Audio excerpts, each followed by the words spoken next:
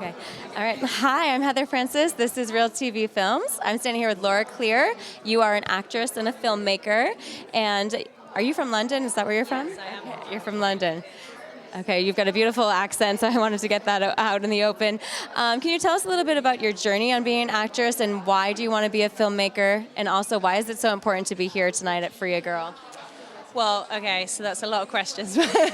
But yeah, I'll start with why I want to be here tonight. I do think it's a very important cause. I've been following the organization. I think it's really important. I like the way they go about things, especially that they're, not only do they rescue these children that are being exploited and sex trafficked, they also then try and help them have justice and have a future and train them to be lawyers and police officers and journalists. And I think that that's really cool because they're trying to fix the problem from within. So I know tonight's a dark kind of subject, but it's great to spread awareness about it.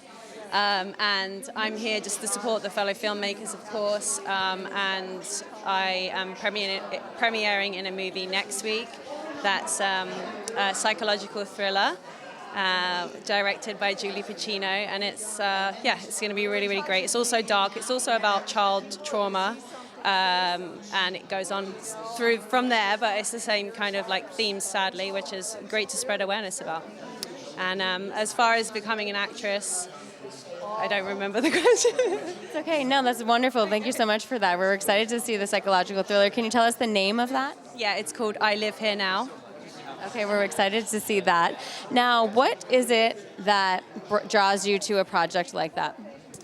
Well, this one is, first of all, I knew the director. We've collaborated before, and I love her work. And, we're building really great movies and work together. So that obviously was a passion of mine to be involved with it because I love the style of work. But also, again, just really diving deep into characters like this where it's very emotionally raw, and everyone that watches the film has a different reaction to it, and they resonate differently with it based on their own childhood traumas. Even if you've had a great upbringing, people have things that have gone on, and it's great to make art that make people think and resonate. Yes, I absolutely agree with that. Now, being a filmmaker and everything that's been happening in our industry right now, what advice do you have to anybody that's looking for work, wanting to get work, or not sure if they should start their project near here or in LA, because we've had a lot of slowdown in our community? So can you shed light on that a little bit? Yeah.